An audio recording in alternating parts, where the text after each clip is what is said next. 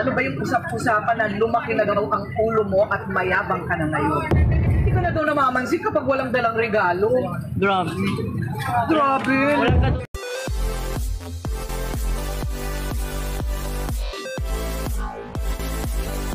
Ito naman yung pinagmamalag kong Seeking Joy at saka yung Paris na overload ko na rin yung kawali at saka asin siya ng bulaklak. So, pero may naman tayong barbecue, may Seeking inasal. Pero, siyempre mag-isa ka lang naman, kaya ito lang muna papatikin ko sa'yo, baka di mo makain lahat. O, hindi pa ako nag-aalmusal last month. Kayang-kaya ko yan. Teka muna, bakit Paris? Paris kasi, Naisip mo, bakit Paris? ano, kasi di ba Lugaw, hindi ano.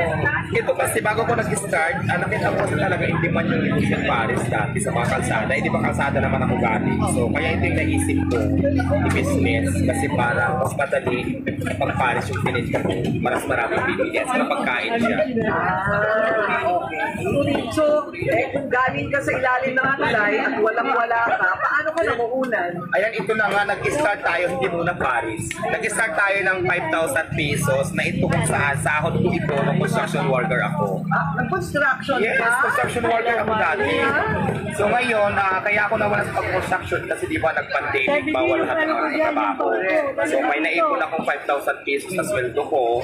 Ayan yung pinuhunan ko ng sigarilyo, soft drinks na muna yung mga tinda ko dati. Ganyan, tapos yun nga, medyo maging maganda naman at saka naging masinop ako yung kitaan doon. So hanggang sa nag-ipon.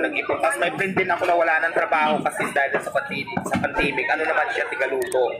So dito ko na-adapt yung pagluluto ko sa kanya, tinuruan niya ako. Ayun.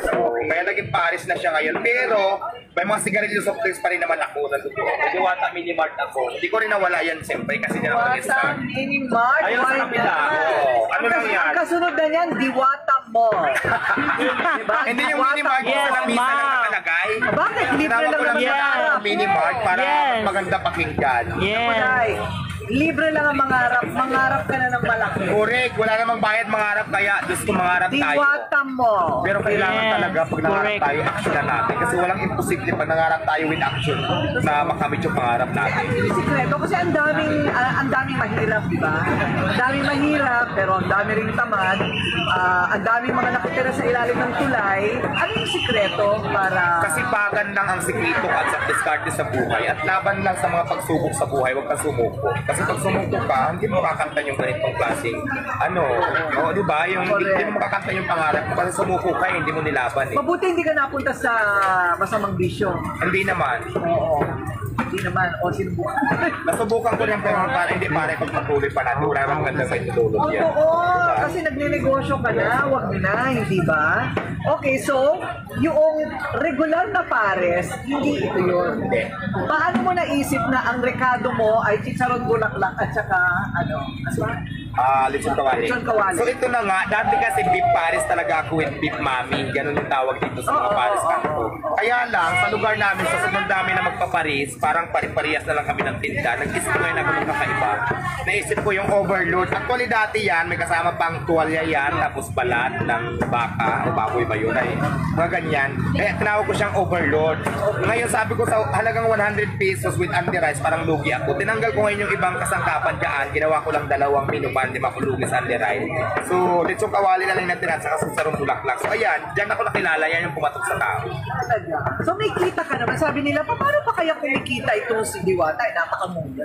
So, kumikita ka naman. Mayroon naman, bariya-bariya lang. Hindi na ako naghahangad ng malaking kita. Ang importante dito, marami tayong napapakain na busog sila. Marami tayong natutulungan. Ako naman kumita lang ng 500, 300. Matira, okay lang. Basta ma-shoulder ko lahat ng expenses ko. Masuldahan ko yung mga tao ko. Lahat ng mga expenses ko, mabayaran ko. Okay na yun sa akin. Pero may kita naman, kaya lang hindi talaga kalakihan. Pero, ang yaman mo na. Paano nangyaring yumaman ka? Hindi ako mayaman. Actually, yung pera ko, bigay-bigay lang ng mga mayayaman din. So, wala pa akong yaman, madam. Gumanda lang ako, pero hindi pa ako mayaman. Okay, ang mga quotable quotes niya, one-liners. Dating nabubugbog, ngayon dinudumog. Sino na ang bumubugbog sa'yo? Kasi di ba nabugbog na ako dati, yung nag-viral ako sa balita, yung mga time na nasa ilalim pa tayo ng tulay nakatira. Ayan yung trending ko na nabugbog ako. Tapos yun, okay naman. Ano yung peklat mo niya? Nakikita ko ito. Ay, ito, Ano nangyari na? Ano to mukha ko ng boyfriend ko dati, kaya lang iniris ko na kasi naghiwalay na kami. Wala na siyang karapatan manatili sa katawan ko. Boyfriend. Ano naman sa'yo dyan? Binuhusan ka ba ng asido? Hindi, pinairis ko ko lang, ako lang nag-iris niyan. Ang ginanong-ganon, Iris ko doon sa kilala ko nagtatato, so ganyan yung lumabas. Pero okay naman, hindi naman siya masakit. Yan, so kayo hindi ka na magpapatato. Hindi na ako magpatato ng mukha ng lalaki ko kasi pag naghiwalay kayo, babakas naman siya pero wala na siyang mukha. Tinanggal ko na, biglang na lang Kailangan matitira. siguraduhin mong may forever bago ka magpatato, ano? O so, ano naman ang feeling ngayon na sikat ka? Pumila po kami dito ha, as in, naghintay po ako. Para matapos, yung unang nag-interview sa kanya, nahuli pa ako. Ang aga kong nagpilikmata ha, para sa'yo ha. Pasensya ka na ha, kasi Nagme-makeup ako ng alas 6 ng umaga talaga para dito. So ano naman ang feeling na sikat ka na ngayon pagkatapos ng buhay mo dati? Ayan, masarap lang sa pakiramdam, feeling maganda, pero nakakapagod din pala. So, Pagod talaga yan.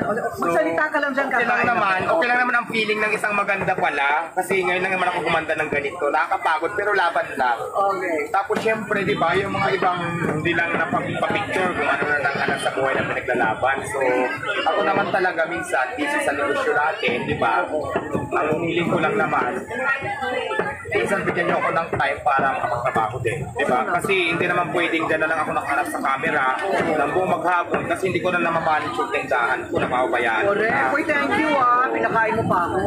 Ay, walang anuman, madam. Oo, salamat. Ang sinasabi kasi nila dati talagang madalas, pag hindi daw kilalang tao, hindi ko daw pinapansin. Hindi totoo yan. Sila madam kasi itong mga to, naka-schedule to. Correct. Diba? Correct. Katulad ng nauna kanina, naka-schedule yun. So ngayon kung gusto nyo naman ma-entertain ko na katulad kila madam, magpa-schedule kayo ng araw. Kasi di ba pagdating nyo dito, biglaan na lang tayo, tapos may ginagawa ako. Tama. Pag sinabi kong mamaya na, galit kayo, masama na ugali, nagbago na, huwag naman ganun. Pero kung yan ang gusto nyo, eh, hindi ko naman kayo mapipigil doon kasi kayo yan. So, nakakarating sa'yo yung mga pambabash sa'yo na gano'n? Actually, yes. Kasi napapanood ko naman sila sa social media talaga. So, yun lang. Tapos, paano ka pumapatol ka? Minsan, pero pahapyaw lang. Kasi ang importante kasi sa akin, negosyo ko, hindi naman sila eh. Kasi alam mo ba, pag alam kong hindi naman makakatulong sa akin, hindi ko pinapatulan kasi mas focus ako sa negosyo ko. Kasi dati wala namang ganyan eh. Kasi at the end of the day, ako pa rin naman mag-aangat sa sarili ko, hindi naman din sila eh. Kasi imagine mo, nasa ilalim ako ng tulay, yung mga kahirapan ko, wala naman yung mga yan eh. Natulungan ba ako ng mga yan? Hindi naman, para intindihin ko sila ngayon. At saka nagsikap ako ngayon, hindi ako nabuhay sa hingi-hingi. Mga sinasabi nyo, pag walang dala, hindi ka entertainin. Nagsikap po ako, tumayo ako sa sarili kong paa para makaangat ng konti sa buhay. Kaya wag niyo sa akin ipamukha na nanghihingi ako sa mga nagbibigay sa akin. Sila lang po yung nagbibigay sa akin, nagpasalamat din naman ako. Pero sasabihin nyo na parang umaasa ko, hindi po totoo yan. Alam nyo po kung gaano ko masipag. Ano bang pangalan mo? Diwata. Hindi, nakalimutan ko pangalan niya kasi ang sarap ng pares. Makakalimutan mo yung pangalan mo? Kasi masarap. Salamat, madam. Diwata nga pala, no? Okay, sige. So, yung bumugbog ba sa'yo? Dapat tao. Wala na yun kasi actually yung isa nga nandito na sa akin nagtatrabaho pang gabi. Di ba, friend ko rin naman yan sila, kasama ko sa ilan ng tulay. Pero okay na yun, sabi ko nga, lesson learned. Lahat ng pagkamali natin sa buhay, sana matutunan namin. Pero muna, yung isa pang binabash sa'yo na binigyan ka ng kotse, binigyan ka ng milyon, anong balak mong gawin doon? Actually, kinabi ko yung pera para for my future kasi plano ko talaga mag-expand pa ng Diwata Paris. So, lahat ng binigay na yun sa akin, actually si Madam Rosmar ang nagbigay niya sa akin. Tapos yung sasakyan naman na binigay sa akin nung may-ari ng isang kumpanya ng sasakyan, ginagamit ko naman dito sa tindahan ko, kamalike, service ko. So, malaking bagay yun. Kasi Ganda ng pamalengke niya. Oo, nagagamit ko siya pag namimili ako kasi pick up yun eh, may kagaan sa likod. Malaking bagay yan para sa akin. So yung pera nakatabi, nasa nakatago. O yung mga pamilya mo naman Ayan yung mother ko nandito sa akin sa bahay kasi mother ko edad na 74 so hindi niya rin kaya magtrabaho. Ginawa ko na sa bahay na lang siya. Mga kapatid ko dito, dati kayo, mga mamangkin. mga dating nasa probinsya ngayon. Oo, nandito sila ngayon. Samar ako, Northern Samar. Malayo na yan. So, nakakatulong ka na sa pamilya. Medyo mas maganda lang ngayon ang buhay. Yes naman, hindi naman maganda pero kung hindi kami dati nakakabili ng ulam na halagang 100 pesos, may nakakabili na kami at saka nakakain na kami ng 3 times a day.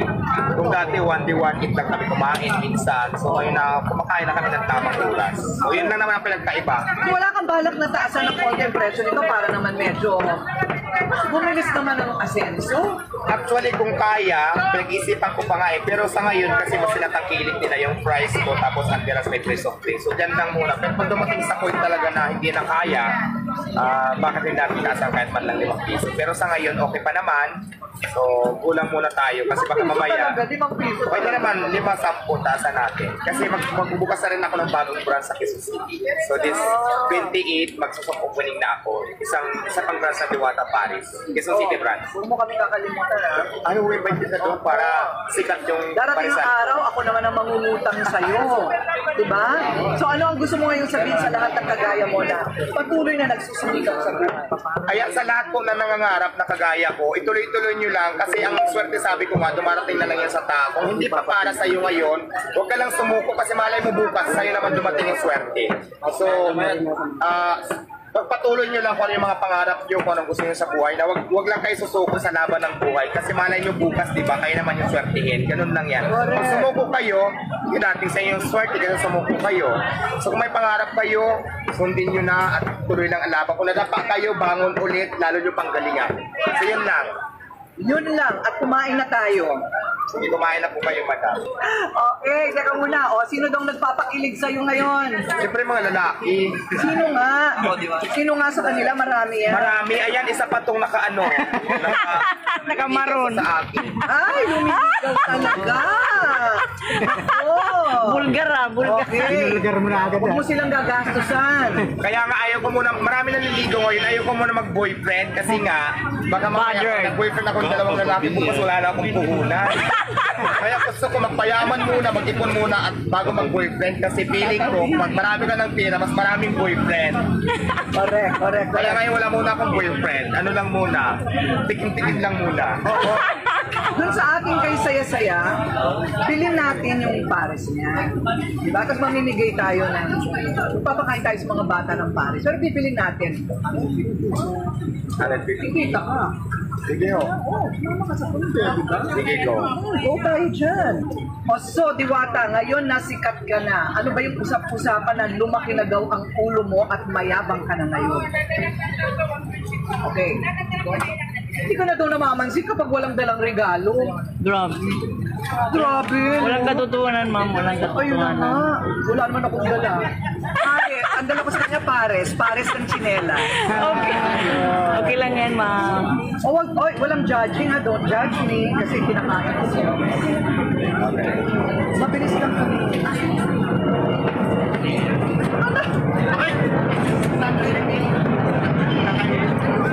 Thank you, madam.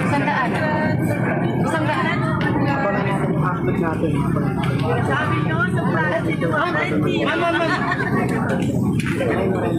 inyong. Okay. May silitas din ba na?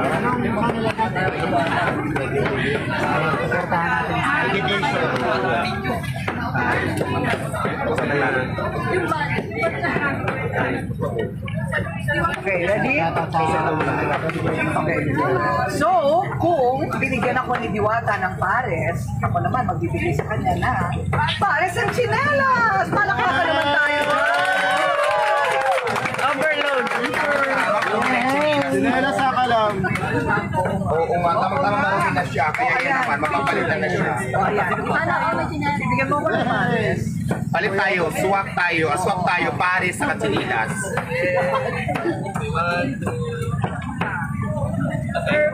Okay, salamat. Salamat, Okay, madam. mamukha sa'yo ito. Bigyan niyo nga siya ng Kasi ito, size piling ko niya. lang. Kasi babaihan yung pa ako eh. Salamat. Salamat, madam. Ingat ka. Thank you so much sa time. Thank you. You wanna talk to me?